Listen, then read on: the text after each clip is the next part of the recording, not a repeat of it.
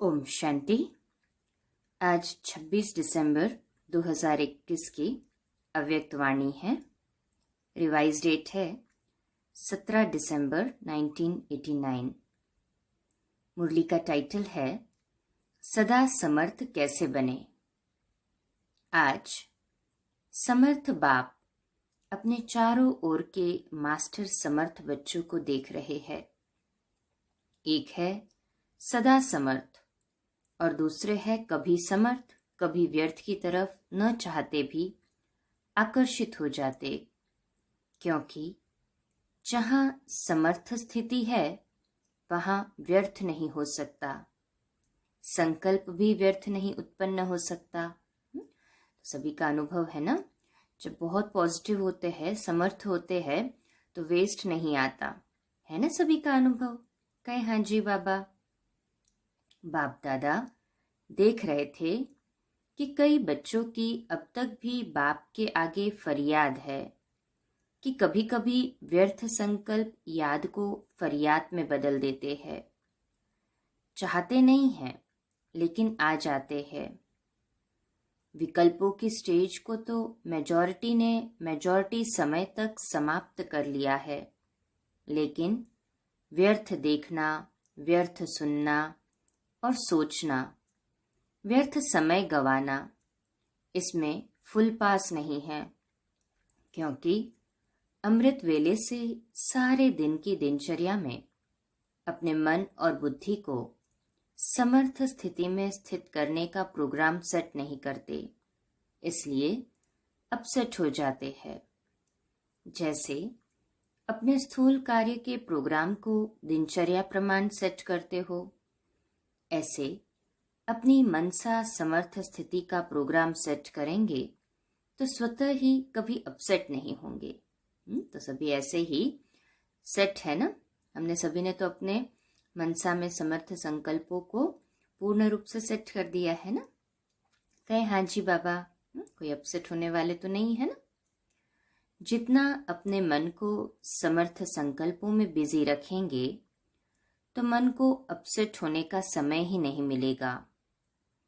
आजकल की दुनिया में बड़ी पोजीशन वाले, जिन्हों को आईपी या वीआईपी कहते हैं ना, वह सदा अपने कार्यों की दिनचर्या को समय प्रमाण सेट करते हैं।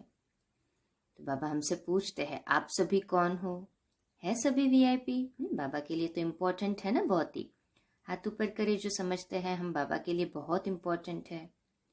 वह भले ही वीआईपी है, लेकिन सारे विश्व में ईश्वरीय संतान के नाते, ब्राह्मण जीवन के नाते आप कितनी भी वी आगे लगा दो तो भी कम है, क्योंकि आपके आधार पर विश्व परिवर्तन होता है। जो भी हमारा पुरुषार्थ है तो इसी के आधार पर विश्व परिवर्तन होता है ना। तो बाबा कहते हैं दुनिया वालों के कितने भी वी आगे लगा दो, परंतु सबसे आगे तो बाबा हमें ही देखता है। आप विश्व के नवनिर्माण के आधार मूर्त हो। समझ रहे हैं सभी स्वयं को विश्व के नवनिर्माण के आधार मूर्त? कहे हाँ जी बाबा।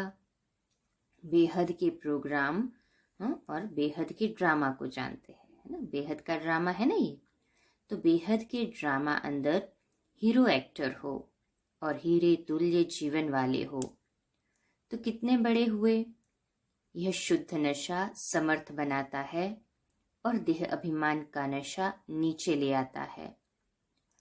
आपका आत्मिक रूहानी नशा है, इसलिए नीचे नहीं ले आता, सदा ऊंची उड़ती कला की ओर ले जाता है। तो व्यर्थ तरफ आकर्षित होने का कारण अपने मन बुद्धि की दिनचर्या सेट नहीं करते हो। तो यदि थोड़ा भी कहीं मन में व्यर्थ चल रहा हो तो बाबा ने आज उसका सॉल्यूशन बता दिया है कि रोज अपने मन बुद्धि की दिनचर्या की सेटिंग करें। मन को बिजी रखने की कला संपूर्ण रीति से सदा यूज नहीं करते हो। दूसरी बात, बाप दादा ने अमृत वेले से लेकर रात के सोने तक मनसा वाचा कर्मणा और संबंध संपर्क में कैसे चलना है व रहना है, सब के लिए श्रीमत अर्थात आज्ञा दी हुई है। मनसा में स्मृति में रखना है। यह हर कर्म में अपनी मनसा स्थिति का डायरेक्शन आज्ञा मिली हुई है और आप सब आज्ञाकारी बच्चे हो ना, वह बन रहे हो। सभी ऑलरेडी बन चुके हैं ना आज्ञाकारी बच्चे। कहे हाँ जी बाबा। आज्ञाकारी अर्थात बाप के संबंध से बाप के फुटस्टेप लेने वाले, अर्थात कदम के ऊपर कदम रखने वाले। और दूसरा नाता है सजनियों का। तो पहला बाबा ने कहा आज्ञाकारी है, तो बाबा के कदम पर कदम रखने वाले हैं। फिर दूसरा कौन सा रिलेशन जोड़ा है बाबा के साथ? सजनियों का। है ना सभी सजनी बाबा की? कहे हाँ जी बाबा। तो सजनी भी क्या करती है? उनको क्या शिक्षा मिलती है? साजन के कदमों पर कदम चलो। तो आज्ञाकारी अर्थात बाप दादा के आज्ञा रूपी कदम पर कदम रखना, ये सहज है व मुश्किल है? कहाँ कदम रखे, ठीक है व नहीं, यह सोचने की तो जरूरत नहीं है ना। नहीं जरूरत पड़ती ना ये सोचने की, हाथ ऊपर करे जैसे सोचने की जरूरत नहीं पड़ती। सहज रूप से श्रीमत पर कदम रखते हुए चलते हैं। बाबा कहते हैं है सहज, लेकिन सारे दिन में चलते चलते कोई न कोई आज्ञाओं का उल्लंघन हो जाता है। बातें छोटी छोटी होती है, लेकिन अवज्ञा होने से थोड़ा थोड़ा बोझ इकट्ठा हो जाता है। आज्ञाकारी को सर्व संबंधों से परमात्मा दुआएं मिलती है, यह नियम है। साधारण रीति भी कोई किसी मनुष्य के डायरेक्शन प्रमाण हाँ जी कहकर के कार्य करते हैं, तो जिसका कार्य करते उसके द्वारा उसके मन से उनको दुआएं जरूर मिलती है। यह तो परमात्म दुआएं हैं। परमात्म दुआओं के कारण आज्ञाकारी आत्मा सदा डबल लाइट उड़ती कला का अनुभव करती है। सभी बाबा की परमात्मा दुआएं लेने वाली आज्ञाकारी आत्माएं हैं ना हम। कहे हाँ जी बाबा। तो उसका प्रत्यक्ष प्रमाण है कि हम सदा डबल लाइट और हल्के हो उड़ते रहे। साथ साथ आज्ञाकारी आत्मा को आज्ञा पालन करने के रिटर्न में बाप द्वारा विल पावर विशेष वरदान के रूप में, वर्षे के रूप में मिलती है। बाप सब पावर्स विल में बच्चों को देते हैं, इसलिए सर्व पावर सहज प्राप्त हो जाती है।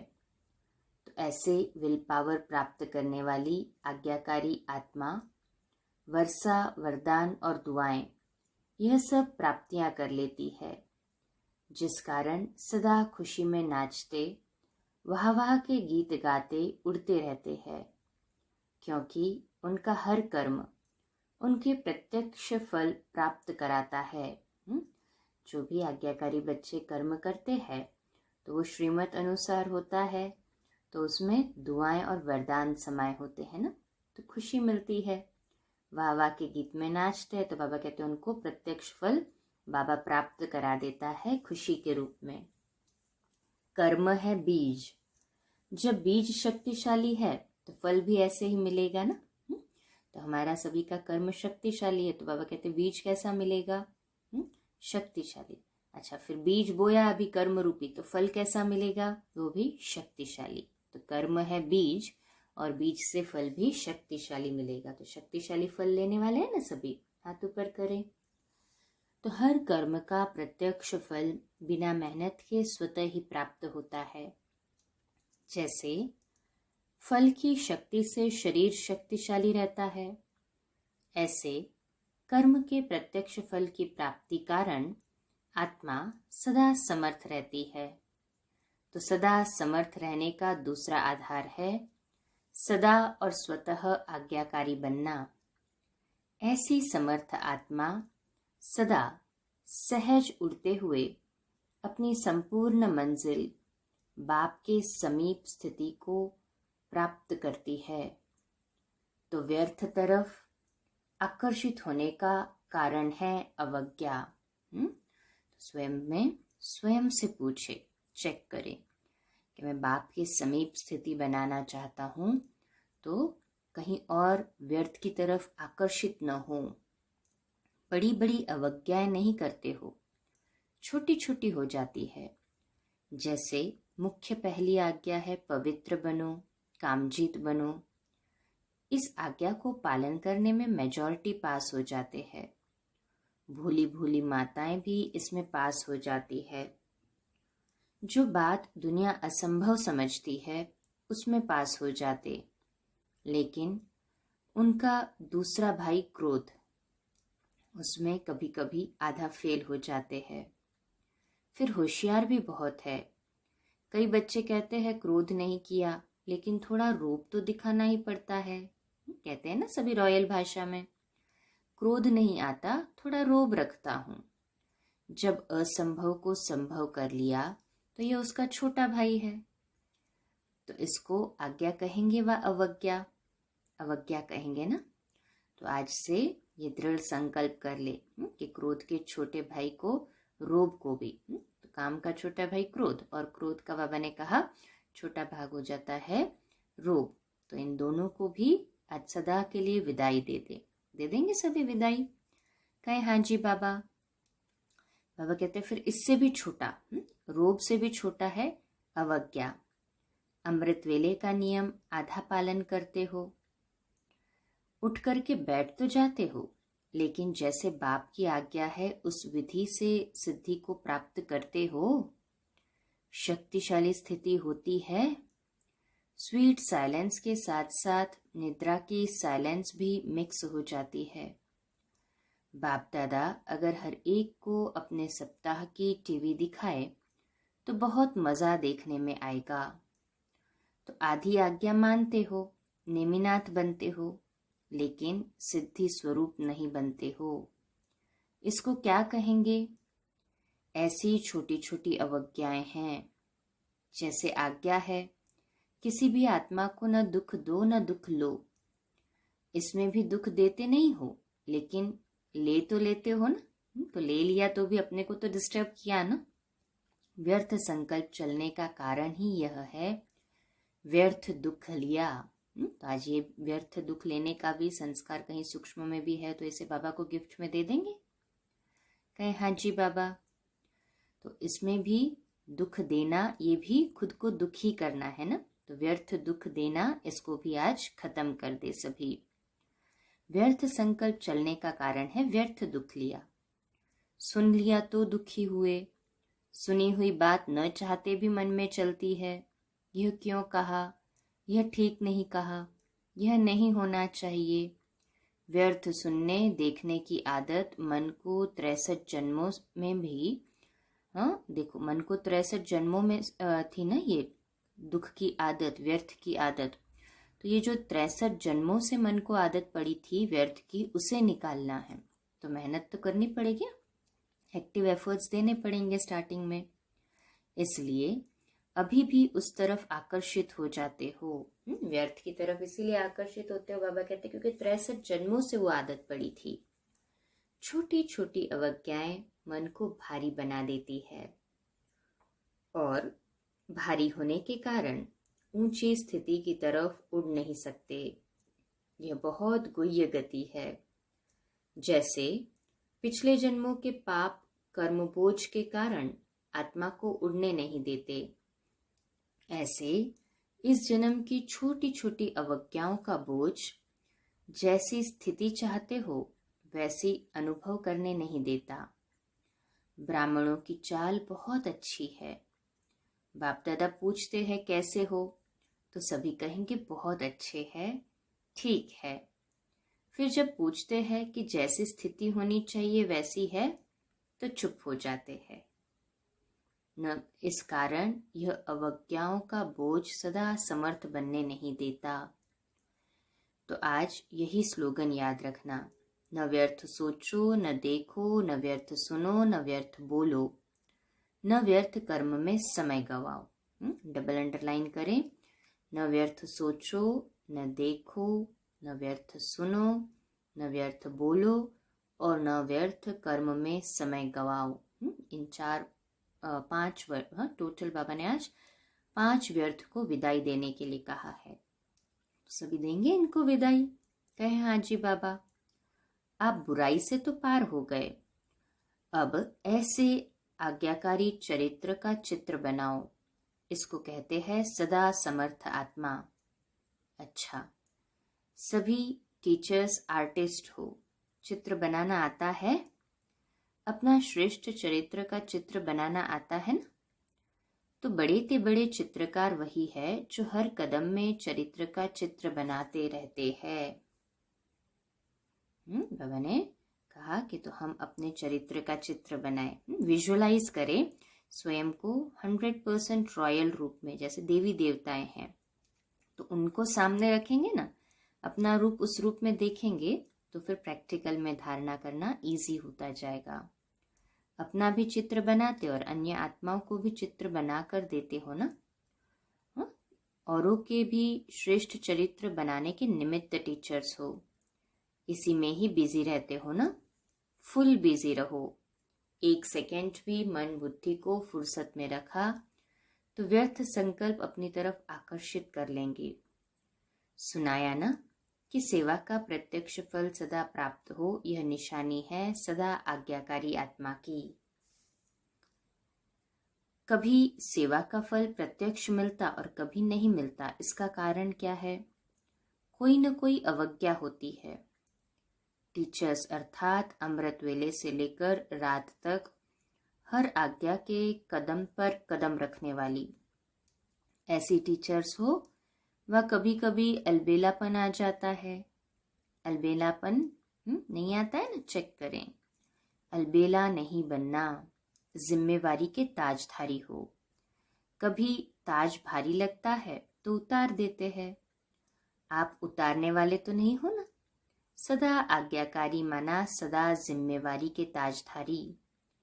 टीचर्स तो सब है, लेकिन इसको कहते हैं योग्य टीचर, योगी टीचर। तो सभी बाबा के बच्चे, हम बाबा की सेवा करने वाले हुए, मतलब अनेकों को बाप समान बनाने वाले हुए, तो सभी टीचर्स हुए। तो बाबा कहते हैं तो सदा योग्य टीचर और योगी टीचर है ना। सभी ऐसे कहे हाँ जी बाबा।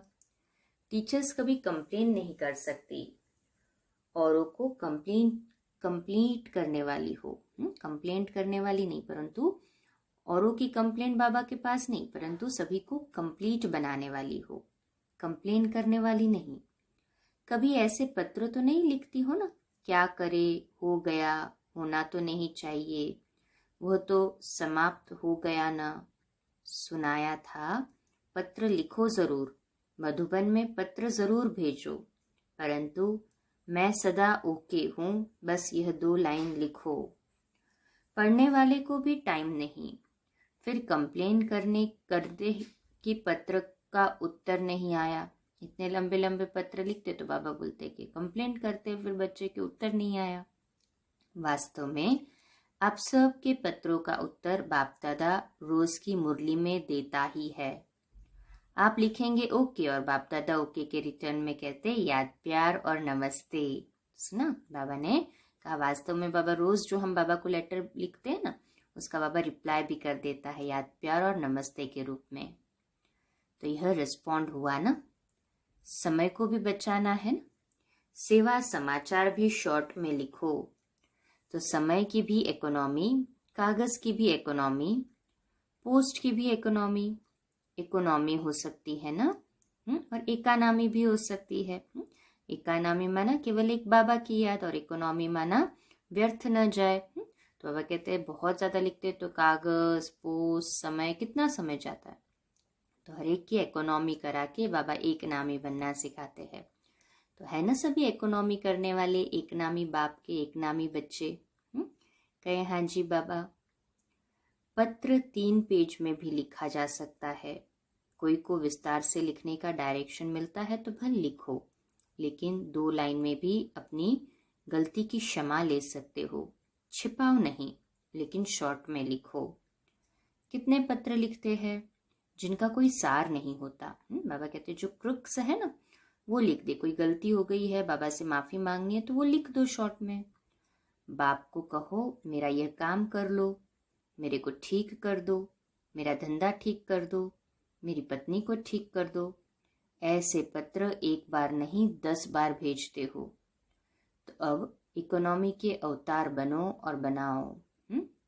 बाबा कहते हैं इकोनॉमी के अवतार, इकोनॉमी से चलने वाले। अच्छा, सभी को यह मेला अच्छा लगता है ना। दुनिया वाले कहते 2 दिन का मेला और आपका 4 दिन का मेला है। सभी को पसंद है ना यह रूहानी मेला। आत्मा और परमात्मा के साथ जो मिलन है वो मेला सभी को पसंद है ना। अच्छा, चारों ओर के सदा समर्थ आत्माओं को, सदा हर कदम में आज्ञाकारी रहने वाले आज्ञाकारी बच्चों को, सदा व्यर्थ को समर्थ में परिवर्तन करने वाले विश्व परिवर्तक आत्माओं को, सदा अपने चरित्र के चित्रकार बच्चों को समर्थ बाप दादा का याद प्यार और नमस्ते। हम बच्चों की भी सभी कहे, हम रूहानी बच्चों की रूहानी माता पिता बाप दादा को याद प्यार, गुड मॉर्निंग और नमस्ते। वाह बाबा वाह, शुक्रिया बाबा शुक्रिया। अब एक बाप दादा की फिर जोन वाइज बच्चों से मुलाकात है। बॉम्बे और गुजरात ग्रुप है। बेहद बाप के अर्थात बेहद के मालिक के बालक हो, ऐसे समझते हो। बालक सो मालिक होता है, इसलिए बाप दादा बच्चों को मालिकम सलाम कहते हैं। बेहद बाप के बेहद के वर्षे के मालिक है ना। सभी बालक सो मालिक कहे हाँ जी बाबा।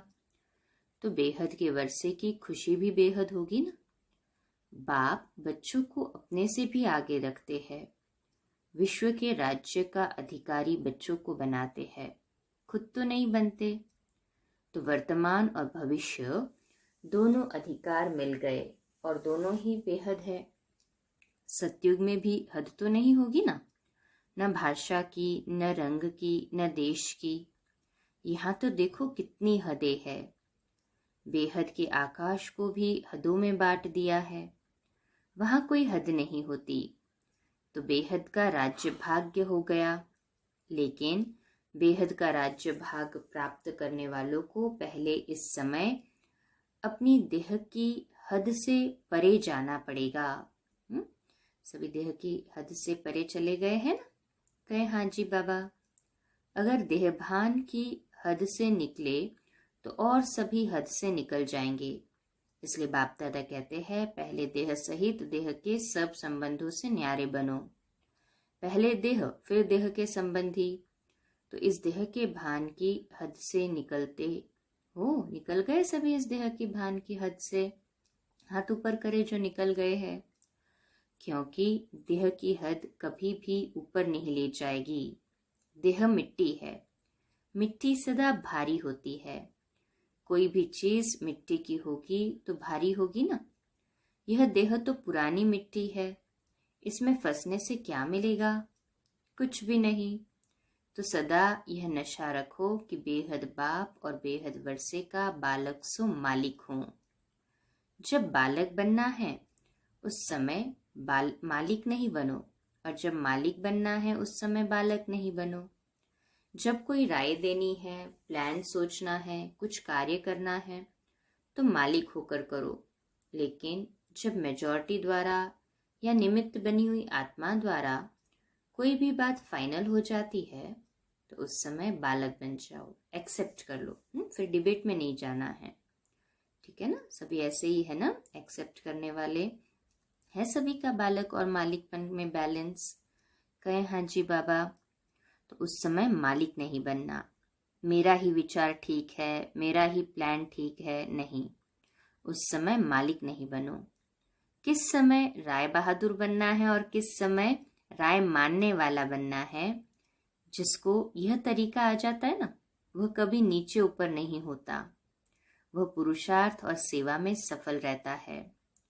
अपने को मोल्ड कर सकता है, अपने को झुका सकता है। झुकने वाले को सदैव ही सेवा का फल मिलता है, और अपने अभिमान में रहने वाले को सेवा का फल नहीं मिलता है। तो सफलता की विधि है बालक सो मालिक। समय पर बालक बनना और समय पर मालिक बनना। यह विधि आती है? बाबा पूछ रहे, आती है ये विधि? कहे हाँ जी बाबा।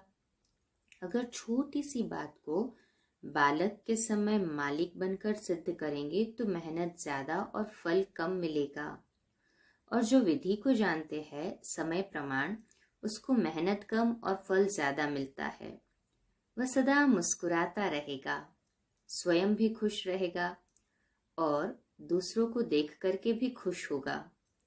सिर्फ मैं बड़ा खुश रहता हूं ये नहीं, लेकिन खुश करना भी है, खुश रहना भी है, तब राजा बनेंगे। तो सभी बाबा के राजा बच्चे हैं ना, राजा बनने वाले है ना सभी। ऐसे कहे हाँ जी बाबा। तो बाबा कहते हैं अपने को मोल्ड करेंगे तो गोल्डन एज का अधिकार जरूर मिलेगा, है ना सभी गोल्डन एज के अधिकारी। कहे हाँ जी बाबा। अच्छा, आज का मीठा वरदान है, स्थूल और सूक्ष्म दोनों रीति से स्वयं को बिजी रखने वाले मायाजीत विजयी भव। इसका विश्लेषण है, स्वयं को सेवाधारी समझ अपनी रुचि उमंग से सेवा में बिजी रहो तो माया को चांस नहीं मिलेगा। जब संकल्प से, बुद्धि से, चाहे स्थूल कर्मणा से फ्री रहते हो तो माया चांस ले लेती है, लेकिन स्थूल और सूक्ष्म दोनों ही रीति से खुशी खुशी से सेवा में बिजी रहो तो खुशी के कारण माया सामना करने का साहस नहीं रख सकती। इसलिए स्वयं ही टीचर बन बुद्धि को बिजी रखने का डेली प्रोग्राम बनाओ तो मायाजीत विजयी बन जाएंगे। आज का स्लोगन है, विश्व और फलक, निश्चय और फलक से कहो। कैसे कहना है बाबा कहते हैं, निश्चय और फलक से। निश्चय और फलक से कहो बाबा मेरे साथ है तो माया समीप आ नहीं सकती। हम विश्व महाराजन बच्चे हैं ना। तो बाबा कहते हैं कैसा हमारा कहने का भाव हो, निश्चय और फलक से कहो बाबा मेरे साथ है तो माया समीप आ नहीं सकती। माया भी डर जाएगी फिर, अरे इनके साथ तो स्वयं भगवान है। अच्छा, आज का हमारा स्वमान लिखने के लिए और अभ्यास करने के लिए है, मैं मायाजीत विजयी आत्मा हूँ। मैं मायाजीत विजयी आत्मा हूँ। अच्छा, कम बोलो, धीरे बोलो, मीठा बोलो, सत्य बोलो, सोच समझकर बोलो। निमित्त भाव, निर्माण भाव, निर्मल वाणी। ओम शांति।